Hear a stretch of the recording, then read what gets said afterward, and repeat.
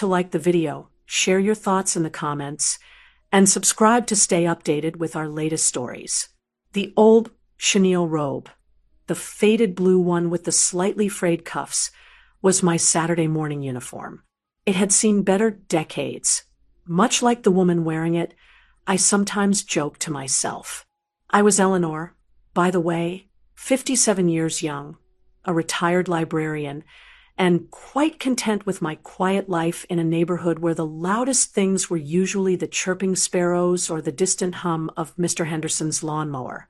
This particular Saturday, however, was destined to be a little different. The rain had finally stopped after a week of dreary drizzle, leaving the world outside my window washed clean and glistening. The air, even through the glass, smelled of damp earth and the promise of sunshine later. I was cradling my second cup of coffee, the good strong kind I favored, and gazing out at my small garden, where the rose bushes were looking particularly grateful for the downpour.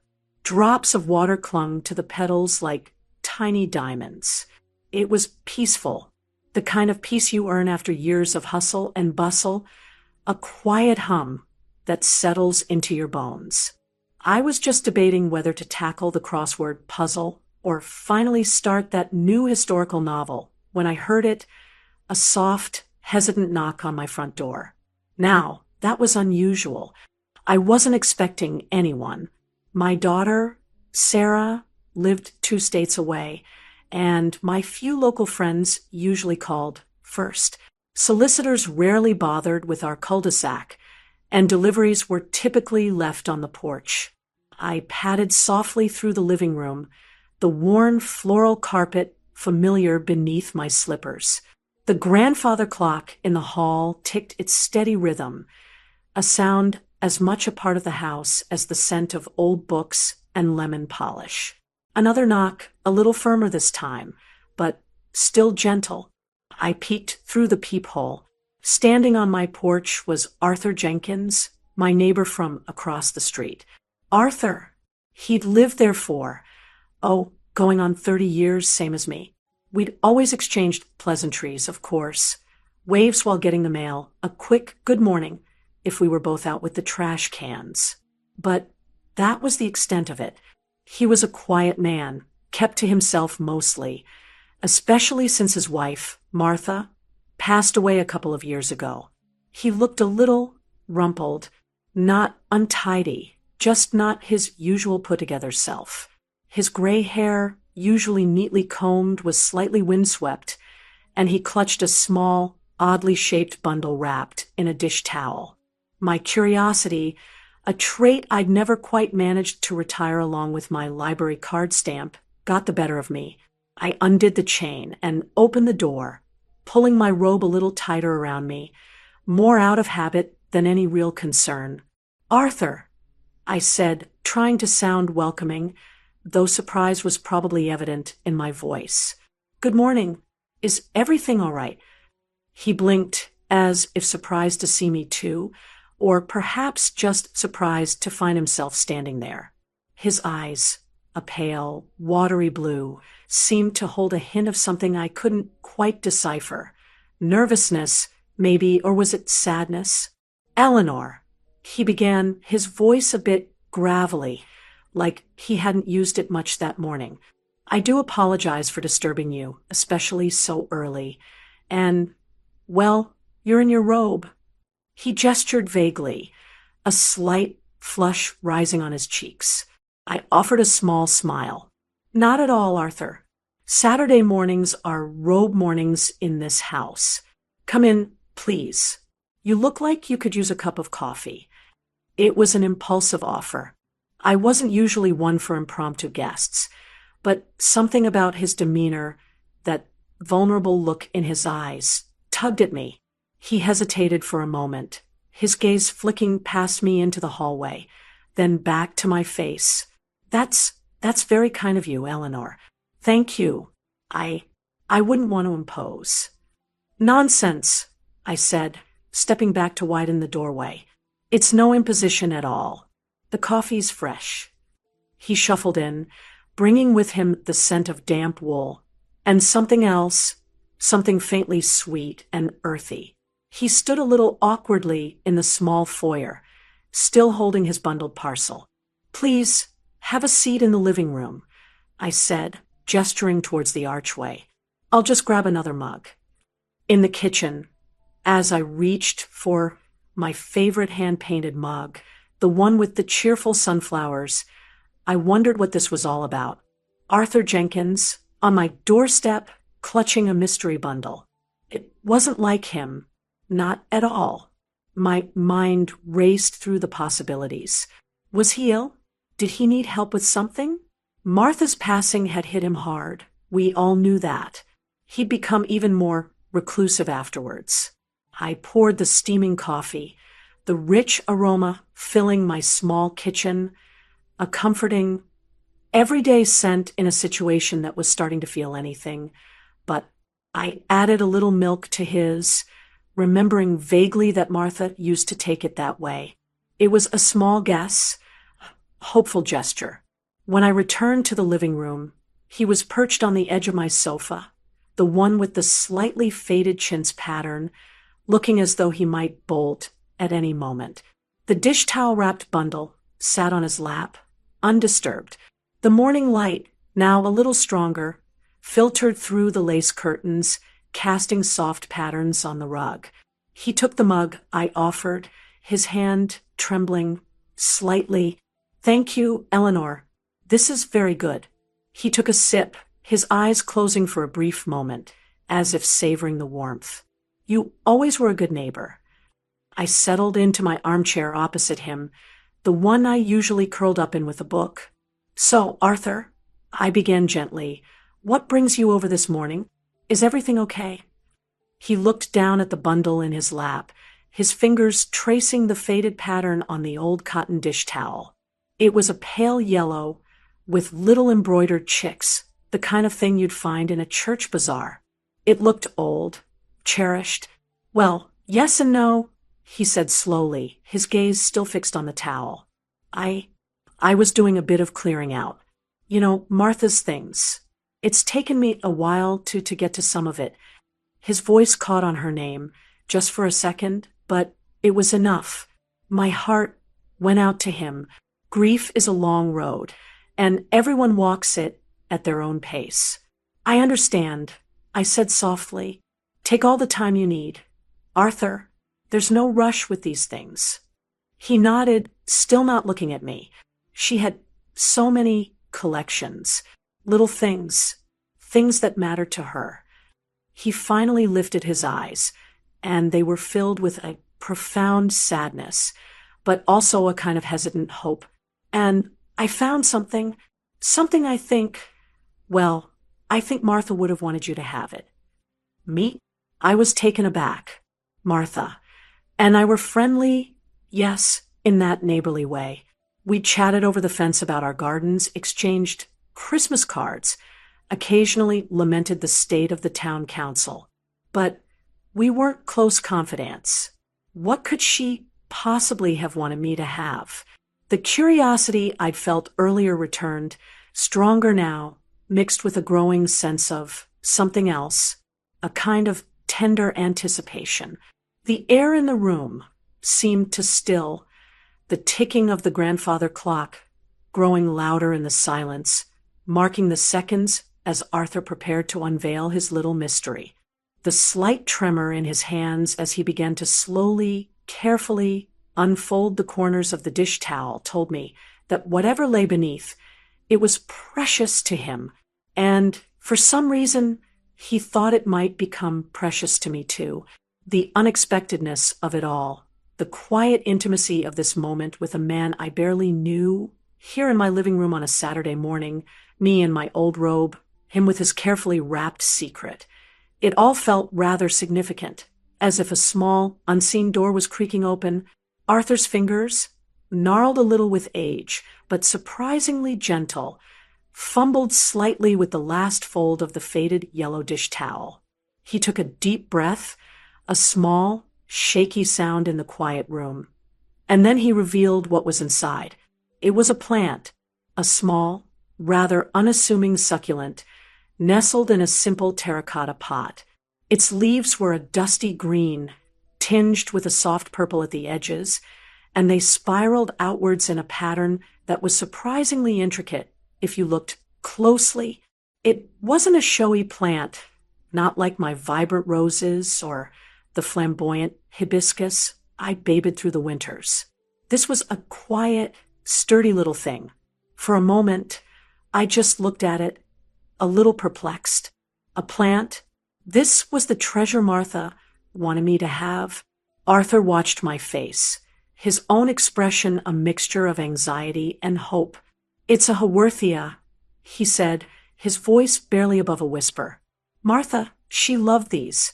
She had a whole collection on the kitchen windowsill. Said they reminded her of stars, the way the leaves grew." He touched one of the leaves very lightly, almost reverently. This one was her favorite. "It's not much to look at, I suppose, if you don't know them." I looked closer then, really looked, the way the light caught the slightly translucent tips of the leaves, the perfect geometric progression. There was a subtle beauty to it, a quiet resilience, and knowing it was Martha's favorite, that she tended to it, suddenly imbued it with a different kind of value. "Arthur, it's lovely," I said, and I meant it. It wasn't just a plan anymore. It was a connection, a little piece of Martha's life entrusted to me. "But why me? Surely there are family members or closer friends." He shook his head, a faint, sad smile touching his lips. "Our children, they live so far away, and they have their own busy lives. They wouldn't appreciate it. Not like she did. Not like I thought you might." He paused, then continued, "Martha always admired your garden. Eleanor, she'd often stand at her window, just looking at your flowers. She said you had a gift, a way with growing things. She said you understood them." My heart warmed at his words. I'd had no idea Martha had paid such close attention or thought so kindly of my humble efforts. We gardeners, we often toil in solitude, our triumphs and failures witnessed mostly by the bees and the butterflies. To know that someone had appreciated it, truly seen it, was a gift in itself.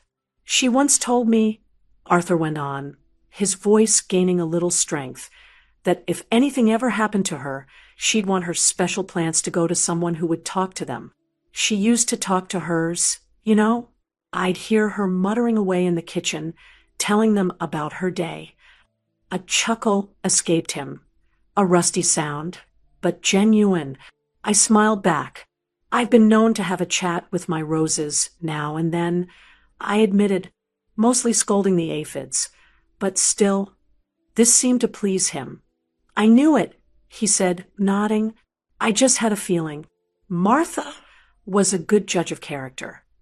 He looked at the little succulent again, then carefully, almost ceremoniously, he lifted the pot from the dish towel and held it out to me. "So, Eleanor, would you do us the honor? Would you take care of her little star?" My hand reached out, and my fingers closed around the cool, rough clay of the pot. It was surprisingly heavy for its size, solid and reassuring. As I took it from him, our fingers brushed for a fleeting second. His skin was dry, cool, but there was a warmth in the contact, a spark of shared humanity. "Arthur," I said, my voice a little thick with emotion, "I would be honored. Truly. I'll find the perfect spot for it. Somewhere it can get just the right amount of light. And I promise I'll talk to it." A wave of relief washed over his face, smoothing out some of the lines of worry. He let out a long breath, as if he'd been holding it for a very long time. "Thank you, Eleanor. Thank you. That means more to me than I can say." He sat back against the sofa cushions, then really sat back for the first time since he'd arrived. The tension seemed to drain out of him, leaving him looking older. Yes, but also softer, more at peace. We sat in comfortable silence for a few moments, the only sounds the ticking clock and the distant chirp of a bird outside. I held the little Haworthia in my lap, its quiet presence a comforting weight. The coffee in our mugs had cooled, but neither of us seemed to notice. The initial awkwardness of his arrival had completely vanished, replaced by a sense of ease. It was strange, really. Here we were, two people who had lived across the street from each other for 3 decades, exchanging little more than polite nods. And now we were sharing something deeply personal, something that spoke of love and loss and the quiet continuity of life. The little plant was a bridge, a conduit for emotions that might otherwise have remained unspoken. She also left this, Arthur said, reaching into his pocket. He pulled out a small, folded piece of paper, yellowed with age, and handed it to me. It was tucked under the pot. I think it's for the plant. I carefully unfolded it. On it, in a neat, slightly shaky feminine handwriting, were a few simple words. My little star needs morning sun, a gentle hand, and a kind word now. And then, like all of us, tears pricked at my eyes. Martha's words, so simple, so wise. I looked up at Arthur, and he was watching me, his own eyes suspiciously bright. She was a special woman, I said, my voice a little unsteady. Yes, he agreed softly. Yes, she was. He cleared his throat. Well, I should let you get on with your Saturday. I've taken up enough of your time. He made a move to stand. No, Arthur, please, I said, surprising myself again with my own forthrightness. Don't rush off. Your coffee's cold. Let me get us some fresh, hot cups. And perhaps you could tell me a bit more about Martha's other collections. If you feel up to it, of course.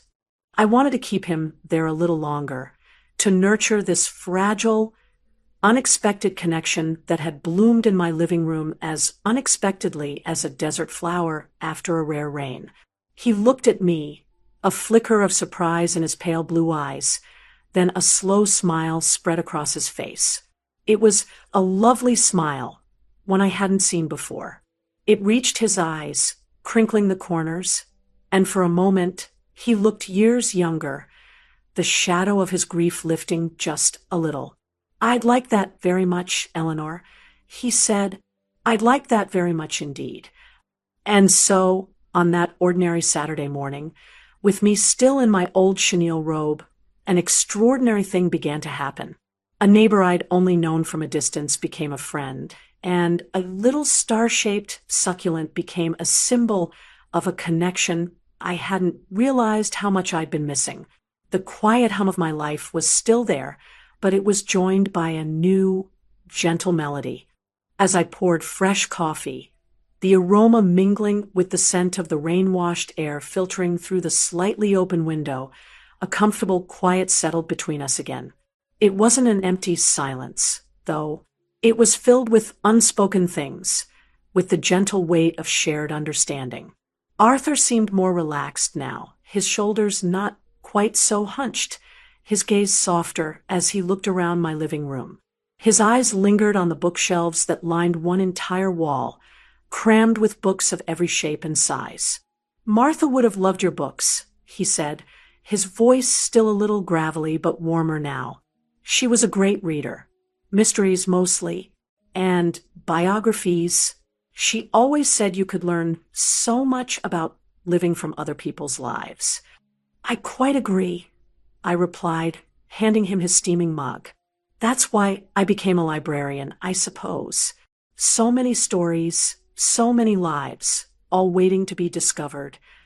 I settled back into my armchair, cradling the little Haworthia.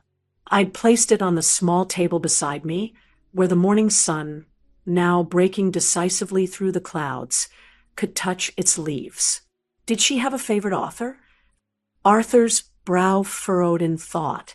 Oh, there were so many. But she did have a fondness for Agatha Christie.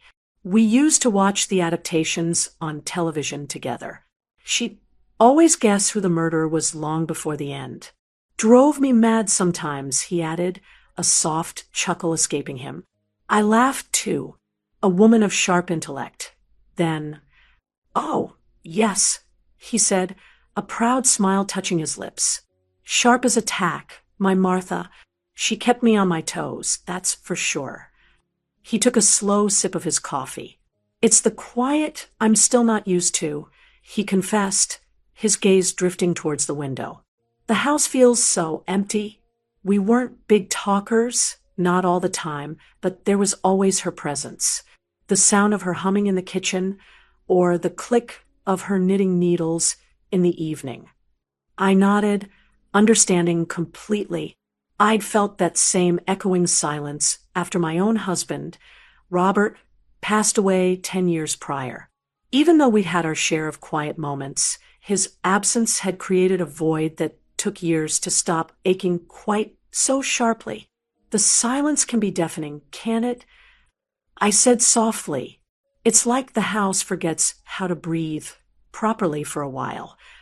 Arthur looked at me, his eyes holding a deep, empathetic sorrow. You understand? It wasn't a question, but a statement. I do, I affirmed. Robert, my late husband, he was a jazz musician. Not famous, just played in local clubs. Our house used to be filled with music, scales in the morning, him practicing a new piece in the afternoon, the sound of his saxophone. When that stopped, the silence was awful.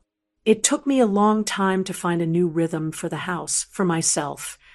Sharing this, something so personal, with Arthur felt surprisingly natural. Perhaps it was the robe, the informality of the morning, or perhaps it was just the right time, the right person. He listened intently, his gaze never leaving my face. A musician, he said, a note of interest in his voice. Martha loved music too. Big band, mostly. Glenn Miller, Benny Goodman. We used to go dancing, when we were younger. She was light as a feather on her feet. A wistful look came over his face, a journey back in time visible in his eyes. I can almost picture it, I said, smiling. Did you have a favorite song you danced to? His eyes lit up. Moonlight Serenade, he said without hesitation. That was our song. Whenever it played, no matter where we were, we'd find a way to dance, even if it was just a little shuffle in the living room. He demonstrated with a small movement of his shoulders, a ghostly echo of a dance step. It was endearing. This was a side of Arthur Jenkins I'd never imagined. The quiet, reserved man from across the street had a history filled with love, music, and dancing. It was a reminder that everyone carries a whole world within them, a world often hidden from casual view. That's a beautiful memory, Arthur, I said. Thank you for sharing it. Thank you for listening, Eleanor, he replied. It's been a while since I've talked about her like this. The children, they mean well, but they get sad, and then I feel I have to be strong for them. And friends, well, most of our old friends are gone now, or in their own worlds. He looked down at his hands, clasped loosely in his lap. It's good to just talk. Sometimes that's all we need, isn't it? I said, a listening ear, a shared moment. We lapsed into a comfortable silence again. The sun had climbed higher, and the room was filled with a warm, gentle light.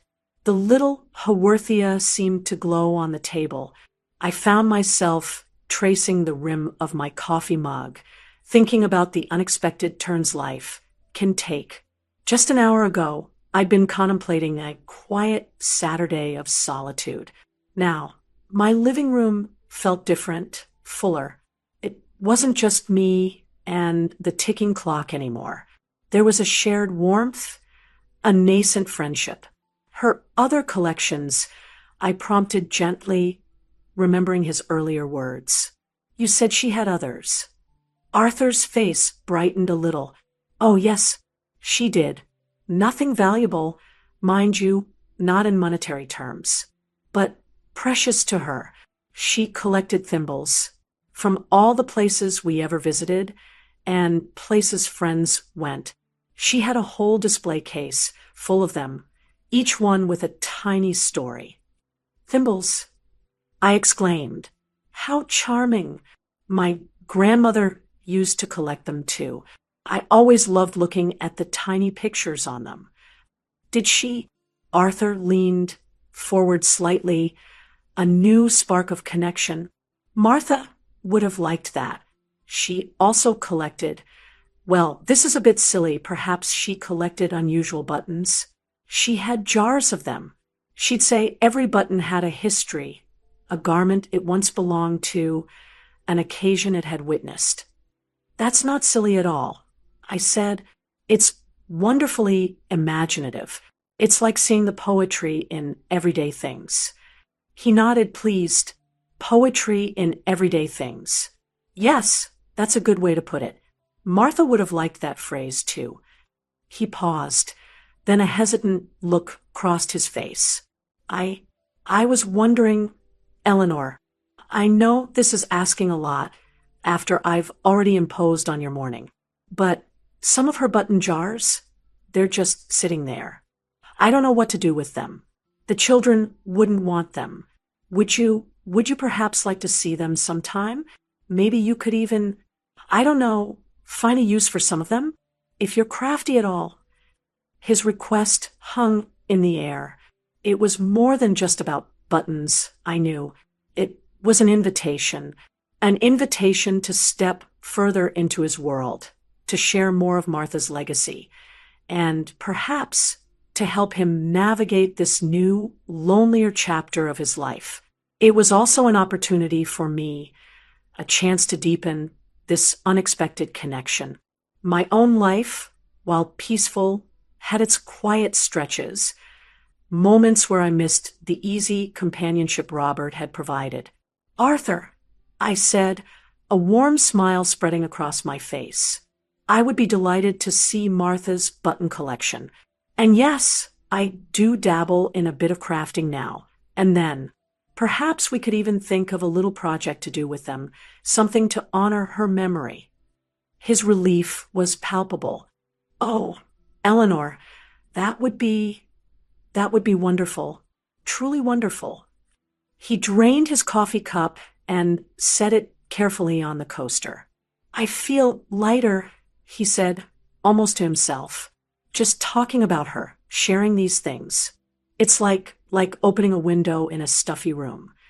I knew exactly what he meant, and as I looked at him, at this kind, gentle man who had knocked on my door in his moment of quiet need, I felt a window opening in my own life too, letting in a breath of fresh air and the promise of a new, unexpected friendship. The old chenille, Robe, suddenly didn't feel quite so old, and the Saturday morning felt brighter than it had in a very long time. The you won't believe what happened wasn't some grand dramatic event. It was this quiet, profound unfolding, this gentle collision of two solitary lives, finding solace and connection in the most unexpected of ways.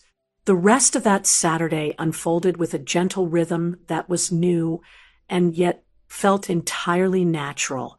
After our second cups of coffee, Arthur, with a newfound lightness in his step, excused himself, promising to bring over a few of Martha's button jars later in the week, perhaps on Wednesday afternoon, if that suited me. It did. We walked to the door, and as he stepped out onto the porch, he turned back.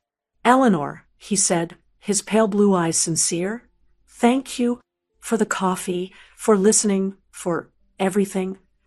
Thank you, Arthur, I replied, meaning it just as much, for trusting me with Martha's little star, and for sharing her stories. He gave a small, almost shy nod, and then, with a wave, he walked back across the street, his posture a little straighter than when he'd arrived. I watched him go, then closed the door, a soft smile playing on my lips. The house didn't feel quite so empty. The little Haworthia sat on the side table, a quiet green presence, already feeling like a part of the room, a tiny anchor for this new connection. The rest of my day was spent in a sort of pleasant haze. I did eventually tackle the crossword, but my mind kept drifting back to my conversation with Arthur. I thought about Martha, a woman I'd known only superficially, yet now felt a kinship with through her husband's memories and her small, cherished possessions. I thought about the surprising intimacy of our exchange, how two people, neighbors for decades, could suddenly find such common ground, such easy understanding. It was a reminder that beneath the surface of everyday life, there are always currents of deeper feeling, of shared human experience, waiting to be discovered. Later that afternoon, I found the perfect spot for the Haworthia. It was on the windowsill in my small sunroom at the back of the house, a room I often used for reading and quiet contemplation. It would get the gentle morning sun Martha had prescribed, and it was surrounded by my other, more subdued plants, a collection of jade plants, a rather stoic-looking aloe, and a trailing string of pearls. It looked right at home there. As I watered it, I found myself humming a little tune, something I hadn't done in ages. I even said a few words to it. "Welcome to your new home. Little star, I hope you'll be happy here." It felt a bit silly, but also rather nice. The following days passed with a subtle shift in their texture. I found myself looking across the street more often, noticing the lights on in Arthur's house in the evening, wondering what he was doing. It wasn't a prying curiosity, but a gentle awareness, a feeling of connection that hadn't been there before. On Wednesday afternoon, true to his word, Arthur knocked on my door again. This time, I was dressed, though I greeted him with the same warm smile. He carried a small cardboard box, and his nervousness from the previous visit was gone, replaced by a quiet anticipation. "Come in, Arthur," I said. "I've just put the kettle on. Tea or coffee today?" "Tea would be lovely, Eleanor." "Thank you," he replied, his eyes crinkling at the corners. We settled in the living room again, and he carefully placed the box on the coffee table. Inside, nestled in tissue paper, were 3 large glass jars, each filled to the brim with buttons of every imaginable size, shape, color, and material. There were mother-of-pearl buttons, tiny jet black ones, bright plastic daisies from the 60s, ornate brass military buttons, and simple wooden toggles. It was a kaleidoscope of miniature histories. "Oh, Arthur," I breathed, genuinely captivated. "They're wonderful. A treasure trove." He beamed, his pleasure evident. Martha would spend hours sorting them, arranging them by color or material. Sometimes she'd just run her hands through them, like a child with a chest of jewels. He picked up a particularly beautiful one, a deep sapphire blue glass button with a silver inlay. "This one," he said, his voice soft with memory, "was from a dress she wore on our 25th anniversary. We went to a fancy restaurant downtown.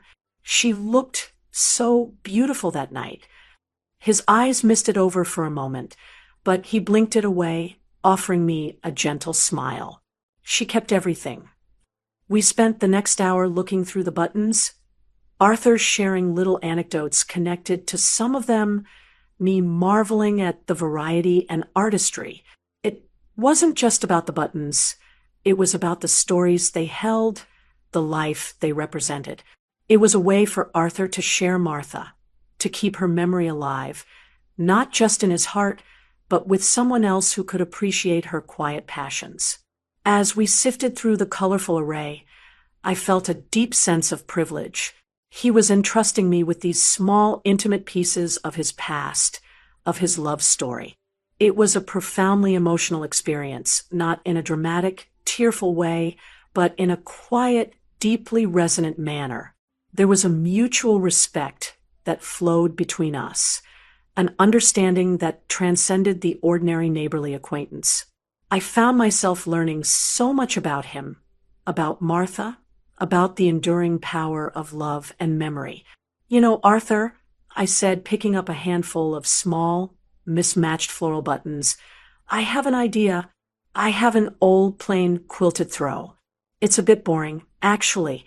Perhaps we could sew some of these onto it, create a sort of memory quilt. Something beautiful and useful, a way to give these buttons a new life while honoring Martha. His face lit up like a child's on Christmas morning. Eleanor, that's a wonderful idea. Martha would have loved that. She was always making things, repurposing things. He hesitated, then asked, Would you let me help? My eyesight isn't what it used to be for fine needlework, but I could sort buttons, maybe even manage some of the larger ones. Of course, Arthur, I said warmly. I wouldn't dream of doing it without you. We can make it a joint project. And so, a new routine began to establish itself. Once or twice a week, Arthur would come over, sometimes with another jar of buttons, sometimes just for a cup of tea and a chat. We started working on the memory quilt, my living room, once the domain of my solitary pursuits. Now often echoed with his quiet chuckles, with our shared reminiscences as we chose buttons and decided on their placement. My old chenille robe still made its appearance on Saturday mornings, but now those mornings sometimes included a friendly wave to Arthur across the street, or even a shared coffee on my porch if the weather was fine. The subtle tension of that first unexpected knock had long since dissolved, replaced by an easy camaraderie, a comfortable, respectful friendship that had blossomed in the most unexpected way. It was a personal discovery for both of us, I think. For Arthur, it was a way to navigate his grief, to find connection and purpose. For me, it was a delightful surprise, a reminder that life can always offer new joys, new friendships, even when you think you're settled into your quiet groove. The "you won't believe what happened" wasn't just about a knock on the door. It was about opening the door, literally and figuratively, to a deeper, more meaningful connection with the world around me, starting with the man who lived just across the street. It was about the quiet magic of shared stories and the enduring beauty of small, cherished things. Our button project became a gentle centerpiece to our weekly meetings. The plain, cream-colored throw I'd unearthed from the linen closet began to bloom with color and texture. We'd sit, often in comfortable silence, sometimes with soft classical music playing in the background. I'd discovered Arthur had a fondness for Chopin, and sort through the jars. He had a surprisingly good eye for color combinations, often pointing out a button I might have overlooked that would be perfect for a particular spot. My needle, though not as swift as it once was, moved steadily, stitching these tiny fragments of Martha's life, and now Arthur's, into a new tapestry. Each button seemed to whisper its own story as I sewed it on. A small, pearly one from a baby's christening gown, Arthur had told me, belonging to their daughter. A sturdy, leather-bound one from an old gardening jacket Martha had worn till it frayed. A gaudy, sparkling one she bought on a whim on a seaside holiday, just because it made her laugh. It wasn't just a quilt we were making. It was a chronicle, a tangible collection of memories. Through these sessions, I learned more about Arthur's life before Martha's passing. He'd been an engineer, meticulous and thoughtful, qualities I could see in the careful way he handled the buttons and considered their placement. He spoke of their travels, not grand adventures, but quiet explorations of nearby towns, visits to botanical gardens, and annual trips to a small coastal village where Martha loved to collect seashells, another of her quiet passions. He even brought over a small box of her most treasured shells one afternoon, each one perfect and unique, and we found a way to incorporate a few tiny ones into the quilt's border, nestled amongst the buttons like hidden jewels. My daughter, Sarah, called me one Saturday morning. "Mom, you sound different," she said, her voice laced with curiosity. "Happier. What's going on?" I smiled into the phone, glancing at the little Haworthia on the sunroom windowsill, which was thriving. "Oh, nothing much, dear," I said. "Just made a new friend. That's all." I told her about Arthur, about Martha's plant, and our button quilt. She was quiet for a moment, then said, "That's really nice, Mom. I'm glad." I think she understood, more than words could say, that this newfound connection was filling a space in my life I hadn't even consciously acknowledged was empty. The quilt grew, stitch by stitch, button by button. It became a riot of color and memory, a testament to a life well lived and a love well remembered. And as it grew, so did our friendship. Arthur was no longer just Mr. Jenkins from across the street. He was Arthur, my friend, a kind and gentle soul with a surprising wit and a deep capacity for love. He started bringing over little things. A particularly interesting article from the newspaper he thought I'd enjoy, a bloom from his own struggling rose bush, which I gave him some tips on reviving, once even a small, slightly lopsided apple pie he'd attempted to bake himself, a tribute to Martha's culinary skills. It wasn't the best pie I'd ever tasted, but it was made with such affection that it was delicious in its own way. I, in turn, would share freshly baked cookies or a new book I thought he might like. Our interactions were simple, unassuming, yet deeply fulfilling. There was no pretense, no agenda, just mutual respect and a genuine enjoyment of each other's company. The initial vulnerability I'd felt that first morning, standing there in my robe, had transformed into a comfortable openness. We could talk about anything, current events, memories of our spouses, the changing seasons, the small joys and frustrations of daily life. One afternoon, as we were nearing the completion of the quilt, Arthur looked at it, his eyes soft. "Martha would have been so touched by this. Eleanor," he said, his voice thick with emotion. "You've given her buttons, her memories, a new story. You've given me, well, you've helped me see that there can still be new stories." I reached out and gently squeezed his hand where it rested on the arm of his chair. "We've written this new story together, Arthur," I said, "and it's a beautiful one." The day we finally finished the quilt was a quiet triumph. We spread it out on my living room floor.